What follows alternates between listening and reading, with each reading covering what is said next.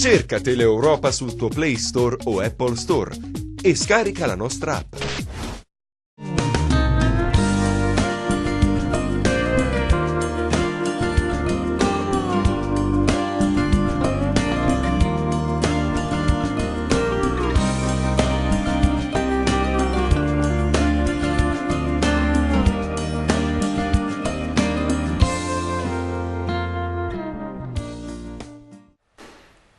Ben ritrovati per questo nuovo appuntamento con Dialogo Incontri a Villa Rendano.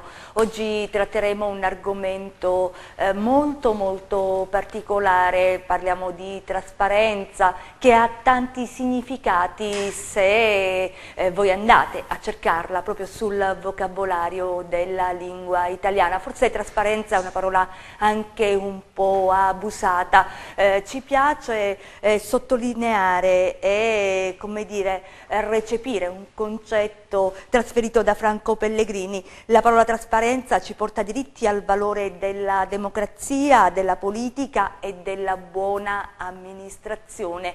Su questo in modo particolare incentreremo il nostro ragionamento grazie ai nostri ospiti per essere con noi, grazie a Pierpaolo Bilotta. Lui è un tributarista e anche presidente regionale di Confabi per quanto riguarda il terziario, grazie al sindaco di Montalto Fugo, Pietro Caracciolo, per essere con noi. Capiremo quanto le amministrazioni riescono ad essere trasparenti e quindi ad avere questo contatto con i cittadini. Grazie a Pierpaolo Rodighiero, lui è responsabile del Codacons per la provincia di Cosenza e ogni giorno ha a che fare proprio con il linguaggio poco trasparente, scusate il gioco di parole, che ci si ritrova tra enti e cittadini e quindi praticamente con molte contese.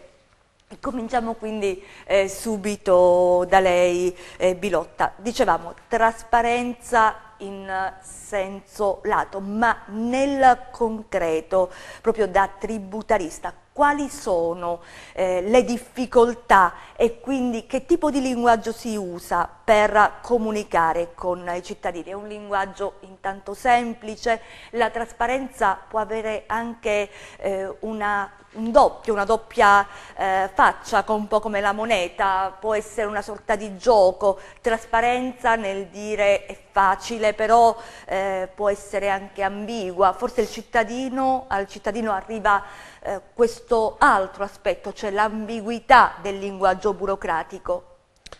Burocratico è una brutta parola, burocrazia, perché se poi trasparenza sicuramente risponde a un obiettivo da parte del legislatore di migliorare i rapporti fra cittadino e Stato, in un contesto in cui in questo momento storico in particolar modo stiamo vivendo una fase delicatissima che è l'introduzione della fatturazione elettronica, che va nel solco del miglioramento proprio in realtà nata per contrastare il fenomeno dell'evasione e attraverso questo strumento insieme a tanti altri il fisco, che poi evidentemente il primo approccio che il cittadino ha rispetto al sistema Stato, intende migliorare, intende evidentemente anticipare dei fenomeni che sono atavicamente problematici nel nostro sistema. Ben venga la trasparenza da questo punto di vista, ma noi dobbiamo misurare, almeno io come rappresentante sia del mondo imprenditoriale sia del mondo professionale, che spesso inseguire questi obiettivi non concilia la praticità o comunque diciamo, fra virgolette, la semplicità fra virgolette, che dovrebbe esserci quando si adottano strumenti di questo tipo. È percepito in questo modo, è uno sforzo che ci viene richiesto, lo comprendiamo e sicuramente non mancherà da parte nostra il contributo, ma riscontriamo in chiave trasparenza e comunque in particolar modo, ripeto, problematiche afferenti agli obblighi telematici che ci vengono imposti, una scarsa organizzazione e una mancanza di chiarezza che tuttora rispetto alla scadenza, al go live del 1° gennaio 2019, determinano grande incertezza. In questo senso ci viene imposta dallo Stato? Sicuramente il cittadino, sì, insomma, è normale che lo Stato imponga determinati iter legislativi perché si arrivi a contrastare dei fenomeni che sono evidentemente legati all'evasione, il riciclaggio o evidentemente tutto ciò che è antitetico rispetto al concetto stesso di trasparenza. L'idea è giusta, però ancora insomma, poco forse capita, poco accettata, poco entrata nell'immaginario collettivo, poi delle imprese, poco pratica ancora. L'idea è assolutamente giusta e evidentemente noi stessi anche come Confapi inseguiamo i protocolli di legalità, ci mancherebbe altro. Il problema è il metodo e gli strumenti che vengono utilizzati. Se di contro per inseguire la trasparenza e come dire, vengono imposte una serie di modalità che di fatto mettono in serie difficoltà un tessuto produttivo come il nostro, che è composta prevalentemente da piccole e medie imprese o da microimprese che probabilmente proprio dal sud fanno enormi difficoltà a rispettare o a recepire queste novità. In particolar modo, scusi se insisto sulla fatturazione elettronica, che è un qualcosa di estremamente epocale, l'Italia sarà il primo paese ad applicare questa nuova modalità ed è probabilmente del tessuto produttivo, laddove non sono riusciti Francia e Germania, non si comprende bene come l'Italia possa effettivamente onorare fino in fondo questo tipo di impegno. Ci proviamo, ma manteniamo tutta la perplessità che questo nuovo adempimento possa di fatto creare problemi operativi al nostro tessuto produttivo. E questo è un elemento molto pratico nella nostra discussione, intanto perché introduce un nuovo aspetto che è quello della trasparenza da parte delle imprese verso lo Stato, quindi c'è sempre questo doppio binario quando si parla di trasparenza: quanto è trasparente l'ente, quanto sono trasparenti i cittadini. Nel mezzo insomma c'è la legalità e si è sempre insomma a camminare cercando di garantire questo percorso con le indicazioni ben precise. Sindaco, le amministrazioni, e anche qui scendiamo nel pratico, quanto riescono a rispondere, sicuramente formalmente rispettano la trasparenza sia negli appalti sia nel rapporto con i cittadini, però nel concreto si riesce davvero fino in fondo a cogliere il significato e dare l'idea di quanto accade, oppure si cercano altre in qualche modo soluzioni che abbiano solo di facciata? La trasparenza in realtà non è così. Beh, intanto è necessario precisare che chiaramente ogni amministrazione ha un suo modus operandi, quindi non si può generalizzare. C'è sicuramente da vincere una resistenza culturale da parte dei cittadini, perché soprattutto io parlo in questo momento appunto da sindaco, quando c'è in ballo una pubblica amministrazione c'è sempre il sospetto che le cose non vengano, la pubblica amministrazione non venga gestita in maniera trasparente, oppure che nasconda tante situazioni, se vogliamo, anomale. Non a caso le norme sulla trasparenza sono collegate anche alle norme sull'anticorruzione. Si tratta di due situazioni che vanno trattate in maniera congiunta. E io posso soltanto parlare di quella che è l'esperienza che ha visto parte attiva l'amministrazione comunale di Montalto-Fugo. Quando mi sono insediato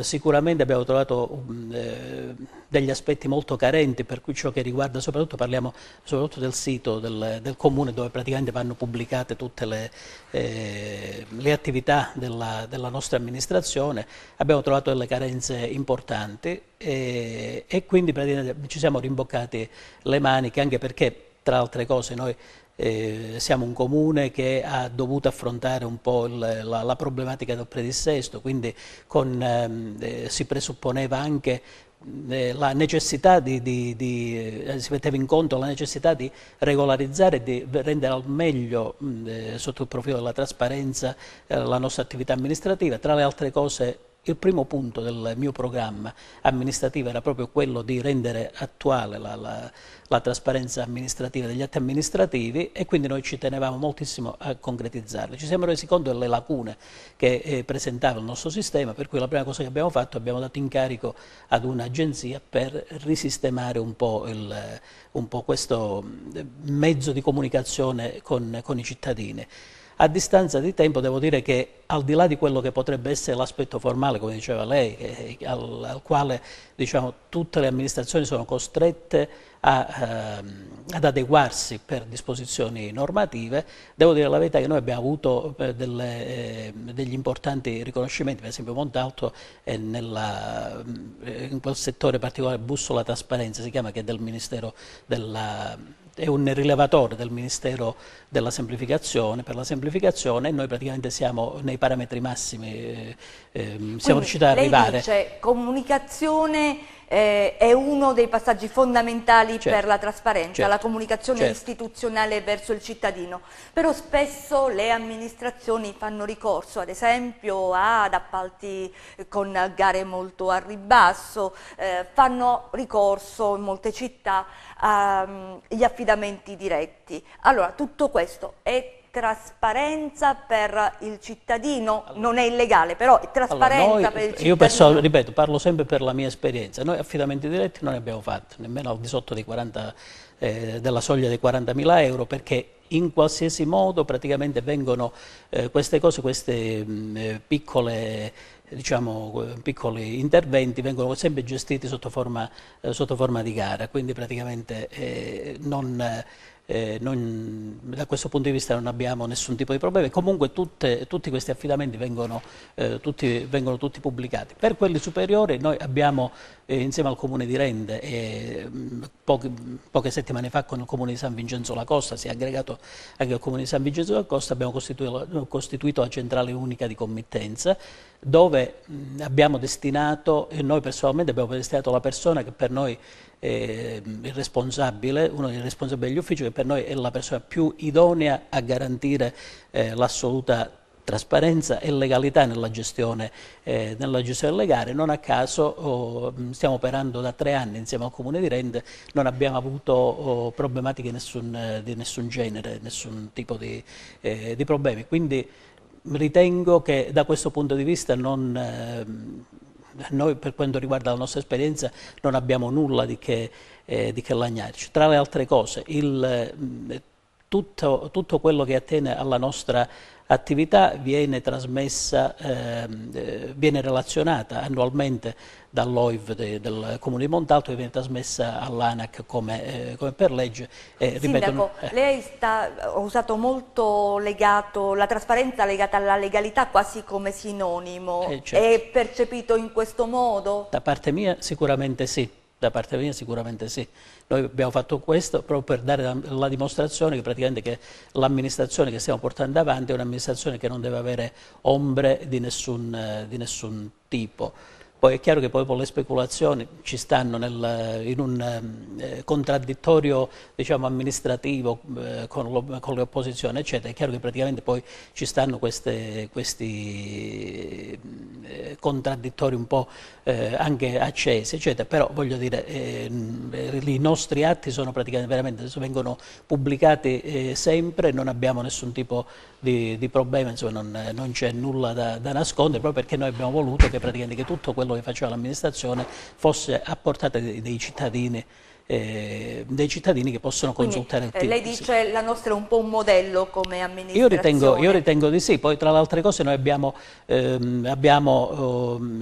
portando avanti anche delle buone pratiche che sono state anche recepite dall'Agenzia delle Entrate. Noi abbiamo elaborato un sistema di rilevazione che serve anche per snidare, diciamo, per fronteggiare per certi aspetti anche il fenomeno della corruzione, ma anche per dare praticamente alla gente che tende a non essere in linea, a non essere corretti, i cittadini che tendono a non essere corretti, perché poi deve essere reciproca. Noi siamo trasparenti come amministrazione, però pretendiamo anche che i cittadini lo siano altrettanto, e abbiamo sperimentato praticamente un sistema che abbiamo presentato ai comuni sotto legge appunto dell'Agenzia delle Entrate, che è stato oggetto di un convegno molto importante alla Regione Calabria, e questo nostro sistema l'abbiamo già esportato ad alcuni comuni che gratuitamente ovviamente, che ce ne hanno fatto richiesta, perché serve in qualche modo ad allineare tutta una serie di dati del comune per renderli pubblici praticamente. Assolutamente, quindi c'è una linea, mi pare, precisa nel rispetto della trasparenza, però non ha risposto alla mia domanda. Certo, sicuramente rispetto all'esperienza a Montaltofugo e questo insomma il quadro, però ritornando agli appalti al ribasso e agli affidamenti diretti, vanno nella linea della trasparenza o no? Ma io penso di aver risposto, nel senso che io ritengo di sì, perché nel momento in cui, per quanto riguarda questi interventi inferiori sotto soglia, noi praticamente facciamo degli avvisi pubblici, partecipano delle ditte e poi praticamente viene scelta la ditta tra quelle che hanno partecipato. Credo che praticamente che sia un comportamento assolutamente lineare. Per gli appalti vale la stessa cosa, vengono pubblicati, non li gestiamo nemmeno noi come comune, perché li gestisce direttamente la centrale unica di committenza, e io mi affido a loro, ma ripeto, il fatto di non avere mai avuto in questi anni né da parte nostra né da parte del Comune di Rende delle impugnative rispetto agli affidamenti delle gare, credo che sia sintomatico di una correttezza di comportamento. Sicuramente, io mi riferivo a un discorso più generale, non ho compreso chiaramente la la sua portata. esperienza, perché su quello era stato abbastanza insomma, puntuale nella risposta.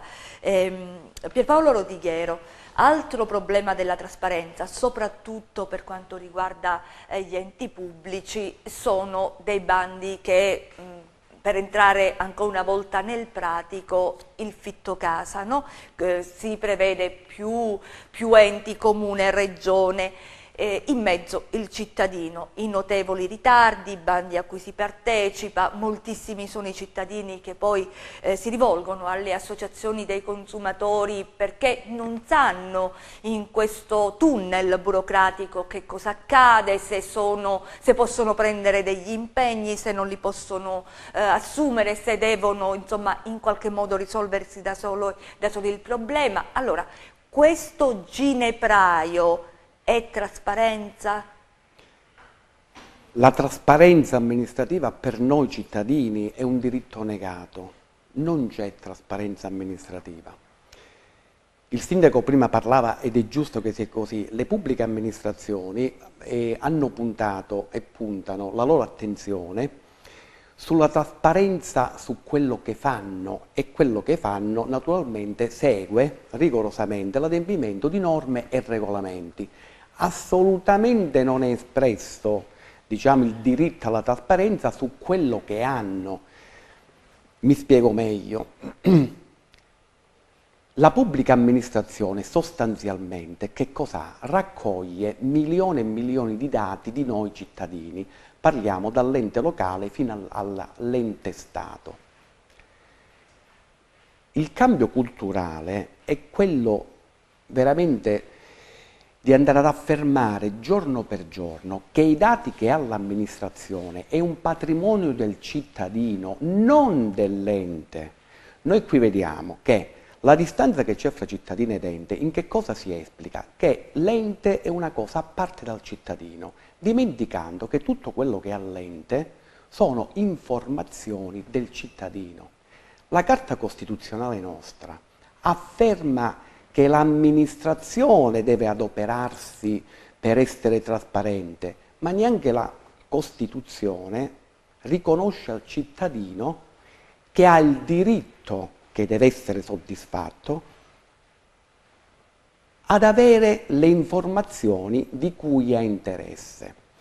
Noi qui in Italia abbiamo avuto la legge madre, la 241 del 90, per fortuna sostituita nel 2013 dal FOIA. Quindi ci arriviamo subito, Sindaco, insomma c'è questo distacco, lei lo sente, anche perché insomma un sindaco poi è anche un cittadino, allora? Allora, io dico che c'è da combattere contro una, che lo conferma l'avvocato Rodighiero, contro una sorta di preconcetto, di pregiudizio nei confronti dell'amministrazione.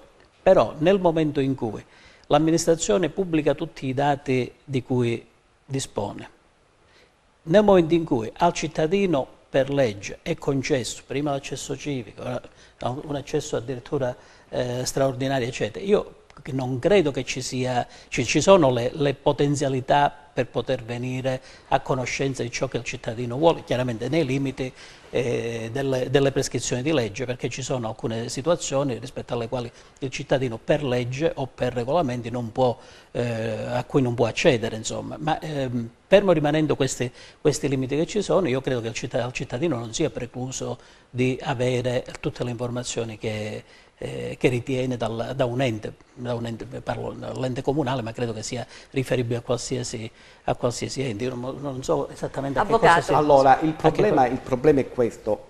Ha ragione il sindaco che si muove all'interno delle norme.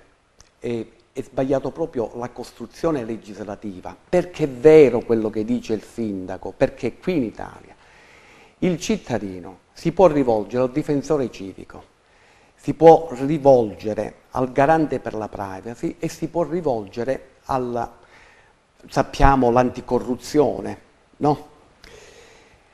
L'Agenzia Nazionale Anticorruzione, e abbiamo 3 istituti totalmente distinti e separati, autonomi, con spesso e volentieri pronunce che sono paradossali l'una con l'altra. In Italia non esiste la trasparenza per il cittadino, è stata mutuata tutta ed influenzata dall'anticorruzione, perché in Italia che cosa si dice? Siccome lo Stato, quindi come apparato burocratico, è composto da corrotti o da possibili fonti di corruzione, rincorrere la corruzione dell'amministratore pubblico ha influenzato il diritto del cittadino ad accedere ai dati che sono in possesso della pubblica amministrazione. Il cambio culturale qual è? In America qualunque cittadino può conoscere esattamente Trump dove fare le ordinazioni per mangiare la sera. Ma questo è un cambio culturale, perché la libertà del cittadino è quella di conoscere. In Italia però, sappiamo avvocato, che ci sono limiti tornando e nel nostro vincoli territorio, che limitano. tornando nel nostro territorio e gli esempi concreti, Certo. perché sono quelli poi che ci fanno capire se questa trasparenza è solo una chimera, è solo una parola vuota o se invece ha significato. Il cittadino, e lei ne conosce tanti perché al Codacons è un punto di riferimento, ha idea del diritto, comunque di come può accedere agli atti, quanti accessi agli atti per esempio sono richiesti nei comuni, la esercita questa questo potenziale diritto o no? Viene esercitato questo diritto perché il cittadino, non perché ne ha una conoscenza diretta, e apro una parentesi sugli uffici relazioni con il pubblico, al quale al cittadino non vengono mai spiegati quali sono i propri diritti, soprattutto per accedere agli atti. Nelle pubbliche amministrazioni osserviamo che ci sono dei moduli prestampati che assolutamente nulla dicono e non sono esplicativi di quello che il cittadino ha diritto a conoscere e può ricevere. Assolutamente no. Assolutamente no. Sindaco, è Perché d'accordo su questo? Solamente si ha una produzione documentale di quello che è tranquillamente già c'è l'ostensione tramite i siti internet. Quando noi vogliamo andare a conoscere se il direttore dei lavori ha rapporti di parentela con colui che ha vinto la gara, eccetera, eccetera, quello è un diritto assolutamente negato, mentre invece lì fare pulizia dall'interno, ovvero dare trasparenza dall'interno, ecco che il cittadino riacquista fiducia nelle istituzioni, nelle istituzioni non si può entrare. Quindi lei dice trasparenza solo di forma, nella sostanza Solo non esiste, forma, Sindaco? solo forma. Io devo dire, io penso Quante questo, richieste di a accesso? questo stavo arrivando. Molte volte i ragionamenti che facciamo sono molte volte ragionamenti solo teorici, nel senso che praticamente noi parliamo della trasparenza e diamo molte volte per scontato che il cittadino chissà quali interessi abbia ad andare a verificare puntualmente tante situazioni nell'ambito, parlo della pubblica amministrazione, ma negli ambiti che sono legati appunto a questi obblighi che attengono alla trasparenza.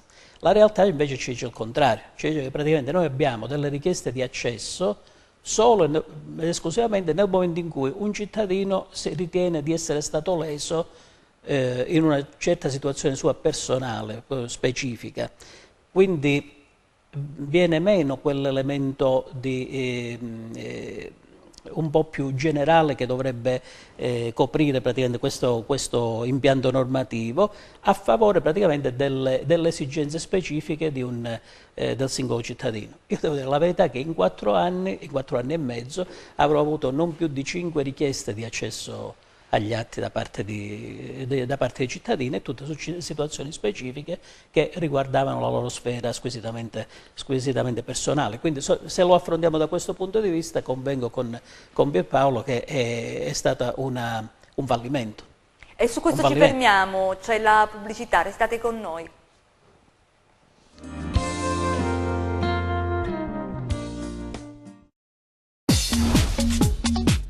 Cerca Teleeuropa sul tuo Play Store o Apple Store e scarica la nostra app.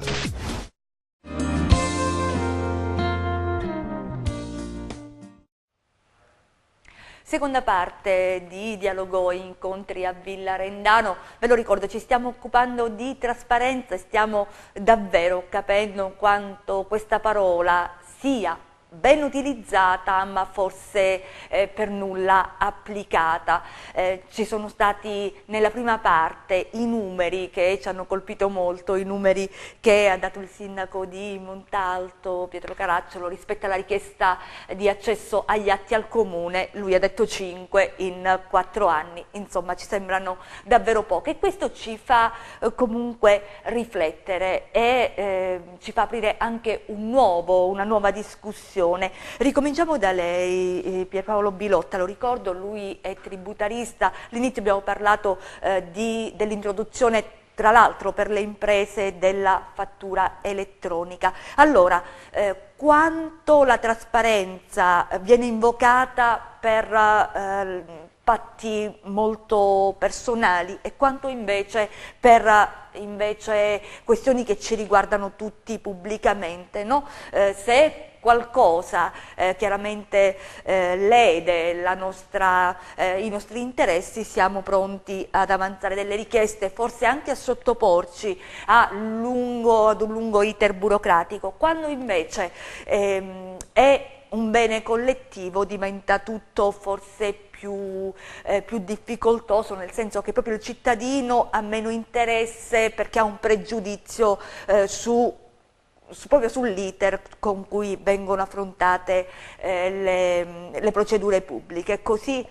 Ma io assolutamente sì, io ho ascoltato gli interventi precedenti e l'ho trovato di estremo interesse, anche se non ho esperienza della pubblica amministrazione, ma trovo molte similitudini rispetto agli aspetti imprenditoriali e professionali.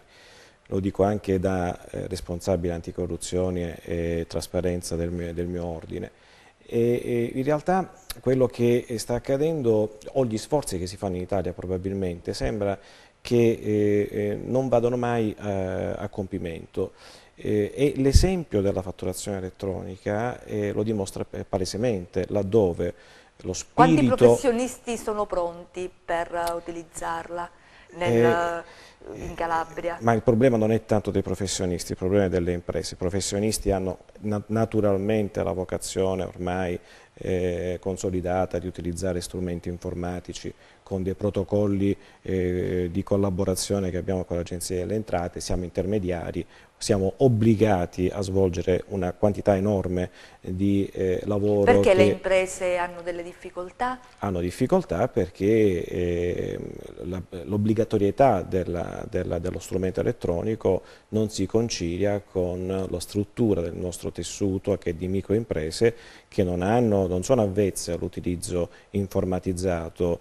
Basti pensare a piccoli esercizi, da una lavanderia a un idraulico, piuttosto che a un'officina meccanica, che non può più emettere il documento cartaceo ricevuta fiscale / fattura, sarà costretto a dotarsi di uno strumento informatico per compilare e inviare allo SDI l'equivalente di ciò che attualmente fa su carta in maniera molto più semplice. Ma tornando al problema della fatturazione elettronica, l'ossimoro di questo sistema è che lo stesso garante privacy ha messo in discussione ciò che l'Agenzia Entrata sta portando avanti da tempo e a ridosso della decorrenza ha emanato un'avvertenza su cui ancora ad oggi stiamo aspettando l'esito, perché pare evidentemente che la fatturazione elettronica, in quanto rende trasparente il contenuto del servizio del prodotto venduto, è evidentemente antitetico rispetto al principio della privacy, perché in questo modo si tenderà a far conoscere più o meno facilmente quali sono le tendenze del cittadino che fa un acquisto piuttosto che un altro, e evidentemente ciò le dà la trasparenza. Insomma, è una dimostrazione che si va nella direzione della legalità e dunque antiriciclaggio, parliamo di anticorruzione, ma arriviamo al punto in cui poi dopo si pone trasversalmente un limite invalicabile, e in questo momento, se ne parlava prima in maniera molto opportuna, sicuramente uno dei più importanti è quello della privacy, in onore della quale si tende a dimenticare poi l'obiettivo vero, che è quello di rendere, del protocollo di legalità.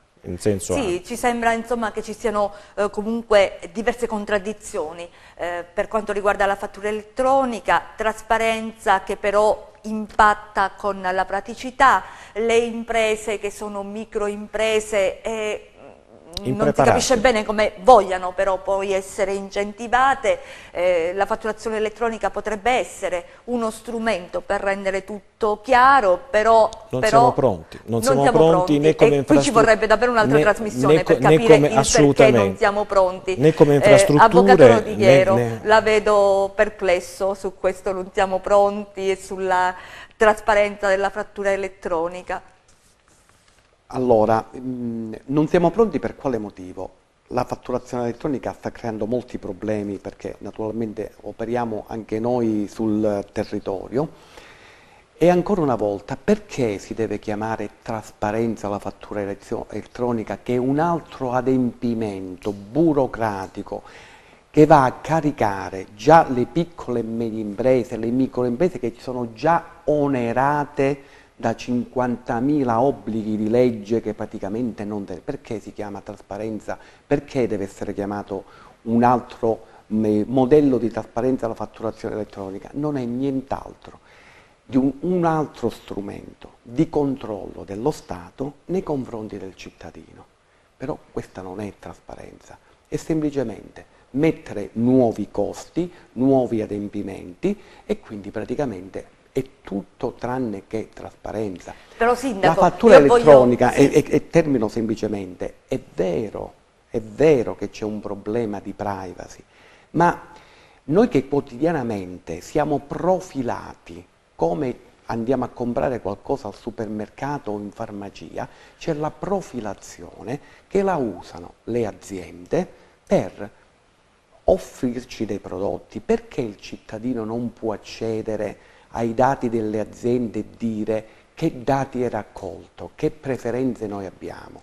Provate a fare un'istanza di accesso agli atti alle aziende e praticamente vi verrà opposto la privacy, cioè i nostri gusti che abbiamo dato alle aziende, che ci hanno profilato, noi, che è praticamente patrimonio nostro, come dicevo prima, non possiamo accedere, così come nella pubblica amministrazione. Però lo strumento anche della fatturazione elettronica, come altri strumenti, vanno nella direzione di fiscale.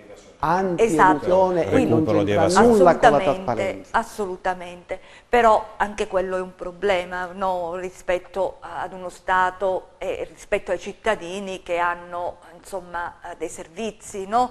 Poi carenti dal fatto che insomma, non vengono riscossi questi tributi. Sindaco, insomma, è sempre un po' un gioco in cui perdono tutti. Allora, da una parte c'è lo Stato che ha a questo punto, così come gli enti locali, la necessità di recuperare delle somme, comunque di far sì che tutto sia trasparente, appunto. Dall'altra c'è il cittadino, però la cosa che forse viene fuori con evidenza e con violenza è che sembra che ci sia uno scontro, cioè non c'è lo Stato al servizio del cittadino, ma è lo Stato che è in contrapposizione al cittadino. Sindaco, è così, il comune non è amico ma è quasi il contraltare del cittadino?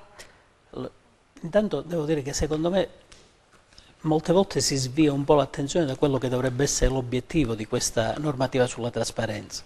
La trasparenza secondo me non deve essere interpretata in senso lato come un metodo per soddisfare le curiosità più disparate dei cittadini, pensavo ai gusti dei cittadini eccetera, quelle magari sono cose che attengono più alla statistica che non alla trasparenza. Io credo che il legislatore nel momento in cui ha adottato queste norme lo abbia fatto in funzione di far dare la dimostrazione alle pubbliche amministrazioni in generale, ma un po' a tutti i soggetti che sono sottoposti a questa, di una corretta attività nella gestione dei propri affari. Però e facciamo credo che degli esempi concreti, che il cittadino Sindaco, debba sulla trasparenza, perché così ci capiamo sì. molto. Ad esempio a Cosenza, no, abbiamo l'inizio dei lavori, dovrebbero iniziare della metropolitana leggera, c'è il viale da tempo chiuso, no? Sì. Non si capisce bene se iniziano, se non iniziano questi lavori. Allora, come si potrebbe comunicare al cittadino che cosa sta avvenendo? Questo è un esempio di trasparenza. No, ha usato la parola giusta, questo è un problema di comunicazione. Cioè, non è tanto il problema di trasparenza è a monte per verificare se le procedure seguite sono corrette, non sono corrette, presentano delle ombre, eccetera. Però la tempistica, tante altre cose, attiene più che altro, secondo me, alla comunicazione che non alla trasparenza. Per questo dicevo che secondo me molte poi volte ci sono disagi per i cittadini, lo vedo. Sì, no.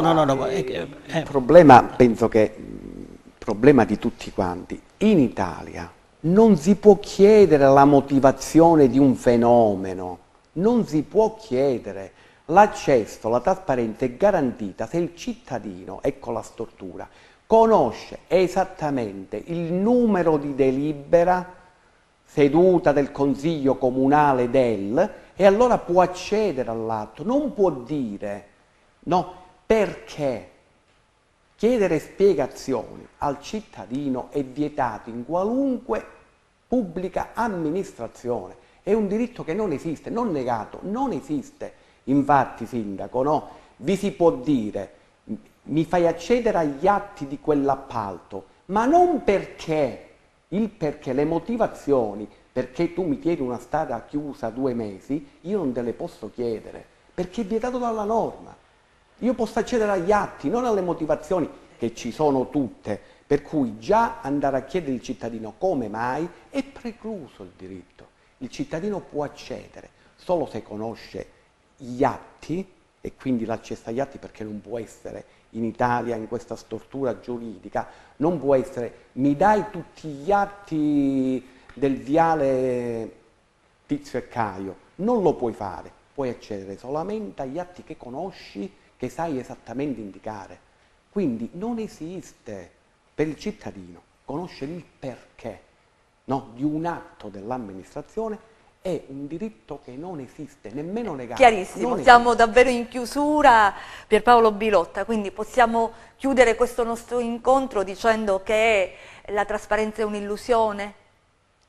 Assolutamente sì, oppure attraverso la falsa icona e la trasparenza alla fine nel nostro caso ci vengono imposti degli obblighi che sono assolutamente punitivi per come vengono gestiti. Grazie per essere stati con noi, grazie ai nostri ospiti, ai nostri operatori, vi auguriamo un buon proseguimento. Eccellenza, uno dei problemi forse più pesanti che si respirano in questa regione è quello legato alle difficoltà che hanno i comuni, no? Una difficoltà endogena perché non ci sono soldi a disposizione per garantire i servizi, un livello dei servizi di qualità alta, e un'altra esogena che è quella legata alla pressione che c'è da certi settori della vita calabrese, cioè quella legata alla criminalità organizzata. Quindi c'è bisogno di una doppia barriera, di che cosa c'è bisogno? È un discorso che riesce sicuramente a essere complementare alle cose che lei dice. Allora, il primo punto da cui dobbiamo partire è che i comuni versano in una situazione economica, nella maggioranza dei casi, non facile. Noi abbiamo 11 comuni in cui è stato dichiarato già il dissesto, ma tantissimi comuni che sono e vivono in una fase di predissesto.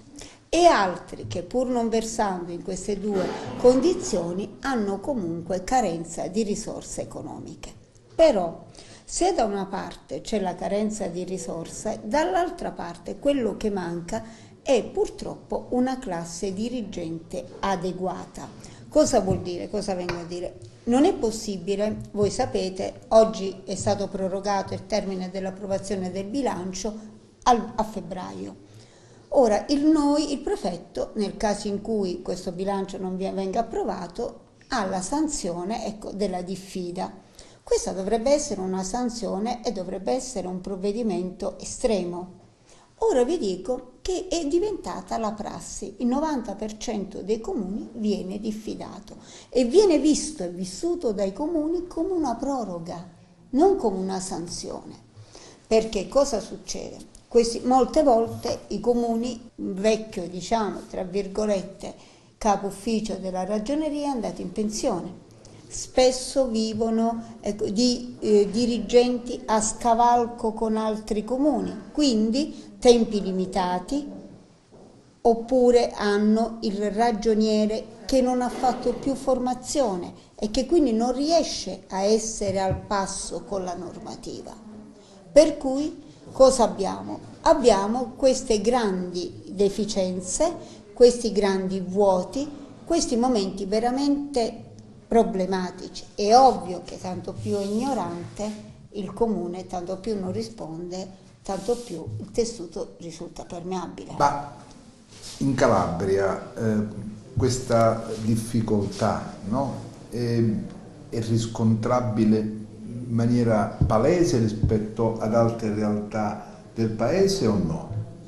Secondo me proprio in maniera palese. Abbiamo i numeri. Se 80% dei comuni non approvano il bilancio e vengono diffidati, qui non parliamo di pensieri, ma parliamo di dati obiettivi, dati che sono quelli. E quindi che cosa vuol dire per un comune? Immaginiamo un comune che addirittura arriva sino a giugno a lavorare in 12°. Cioè qui praticamente addirittura, lei sa, 20 giorni, supponiamo che un caso concreto il prefetto diffida il comune a 20 giorni di tempo. I 20 giorni decorrono dall'ultimo giorno della notifica all'ultimo consigliere comunale. Qui addirittura in maniera, mi consenta, non corretta, magari si fa notificare all'ultimo consigliere comunale dopo 20 giorni. Per arrivare ad altri 20 giorni, cioè quello che invece il bilancio, lei lo sa meglio di me, è proprio lo strumento. Se non abbiamo lo strumento, come operiamo? Comune. Senta, ma dall'alto della sua esperienza, perché lei conosce questa realtà, ha gestito i comuni sciolti, mi riferisco, lei è stata a Corigliano pure, no? Sì. Quindi ha conosciuto questa realtà, diciamo, cosentina, questa area Sì. del Cosentino. A suo giudizio le amministrazioni comunali hanno gli anticorpi per fronteggiare la pervasività della criminalità organizzata o no? Io credo che proprio questa grande carenza, ecco, di preparazione interna, perché poi noi sappiamo, e ribadisco, che con la Bassanini la parte politica è assolutamente divisa dalla parte gestionale. Quindi, e noi abbiamo un organismo, ecco, un organismo io potrei definire, ecco, per comprenderci, con delle difese immunitarie molto basse. Quindi il primo spiffero, il primo freddo lo fa ammalare. Ecco, io li reputo che sono in queste condizioni, perché è normale, a volte il ragioniere è sottoposto a delle pressioni e a volte anche la grande, purtroppo, il non essere presente, il non essere adeguato ai tempi, il non conoscere le norme. Io sono stata non solo, ecco, nella zona di Cosenza, io sono stata in altri 2 comuni sciolti per infiltrazioni che sono Platì e San Ferdinando. Quindi conosco. E lì cosa accadeva? Che spesso... Ha notato una differenza rispetto a queste 2 aree che lei ha respirato, in cui ha respirato quest'area? Sicuramente sì. Devo dire, quelle aree probabilmente il malaffare era proprio interno al comune. Qui a volte, ecco, io mi piace esprimermi a volte in questa maniera, dire che in questi comuni nostri a volte è si confonde, ecco, quel sottile filo tra l'ignoranza e l'illegalità, perché a volte l'essere non competenti, l'essere ignoranti fa in modo che si diventi anche illegale. Quindi, diciamo, questa linea sottile di confine, sì. Il confine spesso si gioca anche... Esatto, no? A volte ci sono, ecco, ed è capitato in alcuni comuni, ho fatto anche Casa Pesenna, altro comune, dove vi racconto questo, io mi piace raccontare questo aneddoto perché fa comprendere, dove il geometra di questo comune non era altro che una persona che all'epoca aveva fatto il barbiere, probabilmente non era riuscito neanche a fare bene il barbiere, poi si è riscritto nelle liste di collocamento. All'epoca vi ricordate le liste di collocamento con le sezioni staccate, con la qualifica, ed era stato assunto al comune. Lui, quando il comune è stato sciolto per infiltrazione facendo un project financing di 5 milioni di euro, e gli chiesi: scusi geometra, ma lei ha fatto questo progetto? No, vabbè, io non ero in grado, me l'hanno portato e io l'ho approvato. Ecco il meccanismo, perché questo aneddoto, me l'hanno portato, perché io sono ignorante, me l'hanno portato. Però oggi questa ignoranza non possiamo più averla, i comuni sono poveri, i comuni devono stare sul pezzo, e stare sul pezzo vuol dire anche riuscire ad accedere ai finanziamenti europei. E se noi abbiamo gente, il buon amministratore non può più grattare le proprie casse e deve avere gente competente. Sento, un altro degli argomenti che mi piace trattare con lei è quello legato alla trasparenza. Sì. C'è? Esiste? Esiste, ma viene, ecco, il problema fondamentale è che ritengo da questo osservatorio privilegiato, ecco, di poter affermare che la trasparenza, che dovrebbe essere un modo di essere delle amministrazioni, invece la trasparenza viene subita, viene vista quasi come un ulteriore compito che grava sugli enti locali. Ecco, devo fare questo, devo a proposito, la minoranza me la scrive. Un fastidio, esattamente, questa sua bellissima parola. Un fastidio a volte, mi consenta, quasi ritenuto inutile. Perché, come voi sapete, purtroppo, dico io, non purtroppo, non essendoci più l'organo di controllo, il Coreco, il famoso Coreco, e spesso la minoranza non ha voce, e la minoranza si rivolge all'opposizione alla prefettura. La prefettura però chiedono a volte il potere sostitutivo del prefetto, ma il potere sostitutivo può essere soltanto in dei casi ben specifici. Quindi noi scriviamo al comune e spesso proprio l'accesso agli atti, la trasparenza, sono proprio i motivi di fondo e gli amministratori, ecco, a volte vedono questo, come ha detto lei, come un fastidio, ecco, non sanno che fare. Invece non è così, dovrebbe essere un modo di essere. Io dico che quello che c'è bisogno veramente è una grande formazione della parte gestionale. E forse anche una formazione che manca dei quadri politici, no? Ah, certo. Politico-amministrativi, perché forse è quella che manca maggiormente, lo si evince, insomma, no? Perché tu vai a amministrare un comune, magari non hai mai visto una delibera, non sai che cos'è. Certo, può anche questo ha due risvolti, che puoi sbagliare. Allora, supponiamo un sindaco che non ha nessuna conoscenza, va ad amministrare un comune. Allora, cosa può accadere? O che ha di fronte a sé una classe dirigente purtroppo inadeguata e quindi sbaglia, però di contro o ce l'ha magari molto adeguata, però non ai fini, ecco, democratici o di legalità. E in ogni caso la subisce. La subisce. Cioè in ogni caso... O è incapace di incidere. Esatto. O è succube di chi ne sa più di lui. Esatto. E quindi in ogni caso la sintesi è qualcosa di non positivo poi per la collettività, in entrambi i casi. Dal giorno del suo arrivo alla prefettura di Cosenza ha avuto modo poi di avere contatti con i primi cittadini, no? Di questa provincia così vasta, complicata, così molto, come dire, con peculiarità che cogli subito immediatamente. Se io le chiedessi, vuol dire lo stato di salute dei comuni in questa area della Calabria qual è? Le devo dire che lo stato di salute non è molto buono. Ecco, sono tutti un po' a rischio.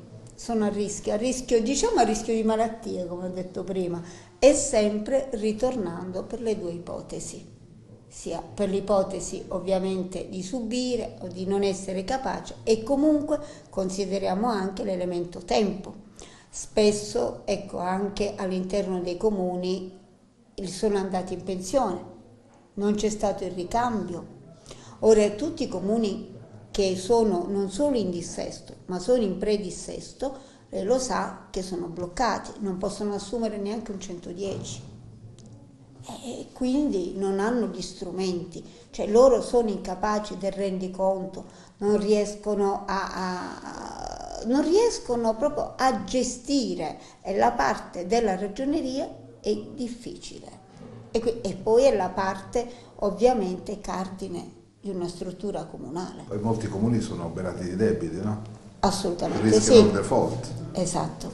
Quelli che non l'hanno già dichiarato, ci sono quelli che sono dissestati, quelli che sono in predissesto e gli altri che poi sappiamo benissimo vivono di artifici perché il direttore contabili, perché il direttore di ragioneria magari giustamente dice che sanerà le casse con tutti gli introiti dei tributi e delle tasse che devono ancora essere esatto, incassati e che non saranno incassati mai. Adesso ci sono una serie di questioni sul tappeto, no? Legate proprio alle frizioni che fanno parte del lavoro che non c'è o il lavoro che si perde.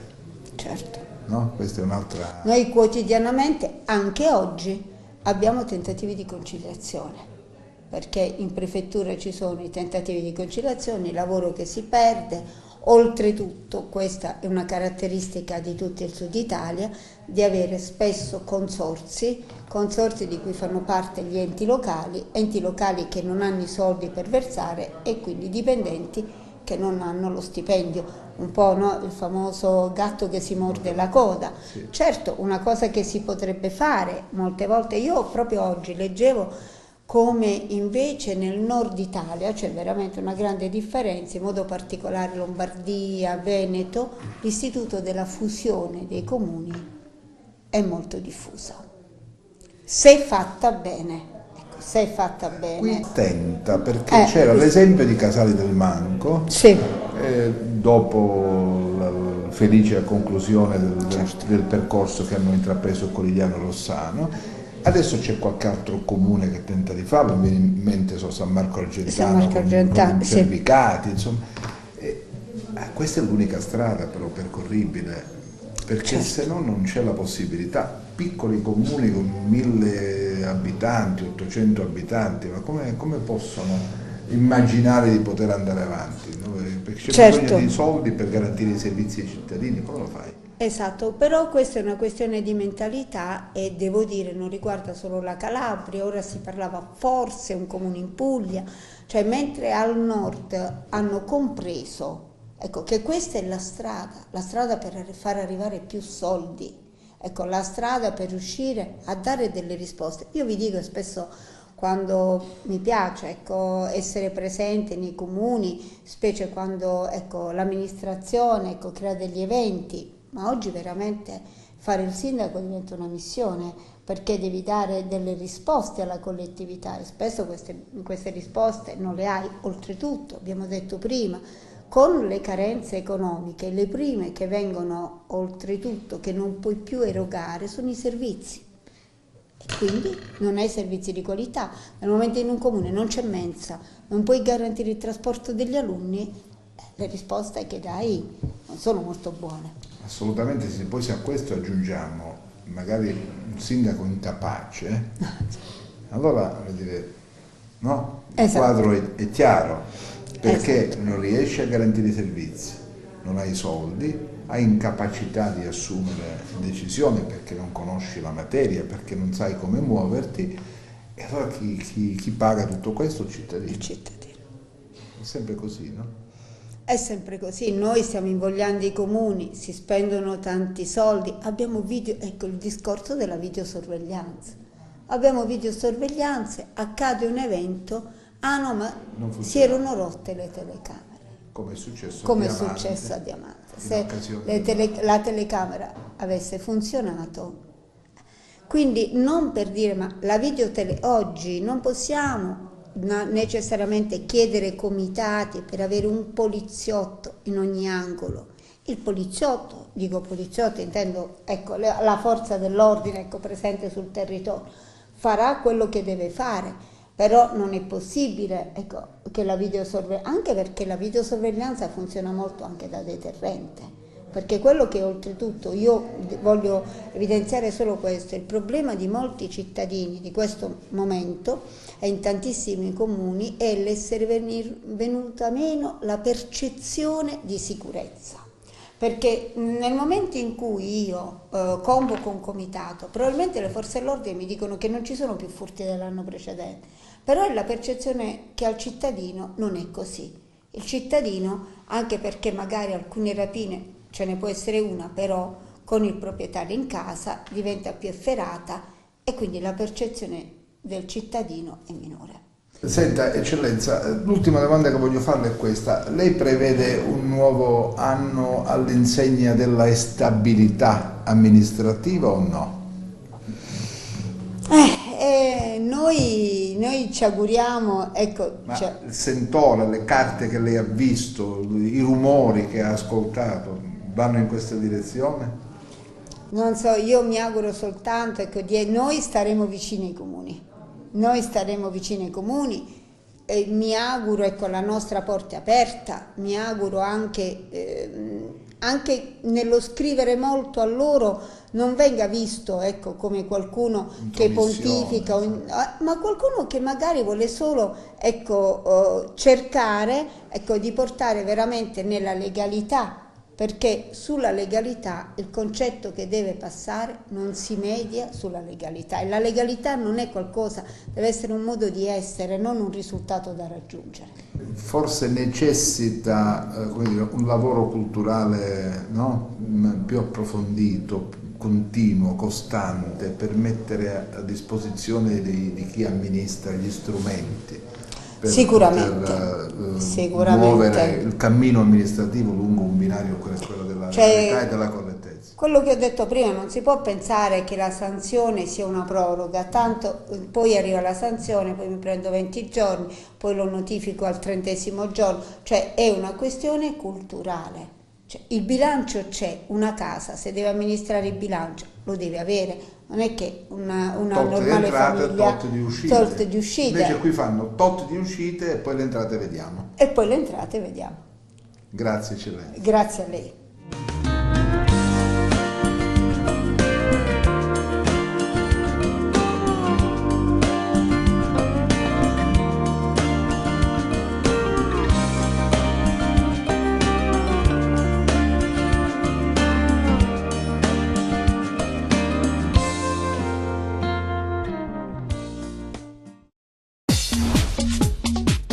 Cerca Teleeuropa sul tuo Play Store o Apple Store e scarica la nostra app.